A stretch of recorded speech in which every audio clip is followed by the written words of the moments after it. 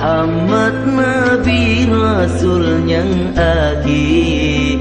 Senang hati ban sigom aso langit ngan dunia. Ne pedang hukum pesabo umat belam tribi. Makmu belahi aso dunia hudip mulia. Ne peturi hak meakhlak sobu monyo degabu betau uju peria benalam jiwa. Al-Quran hadis kenu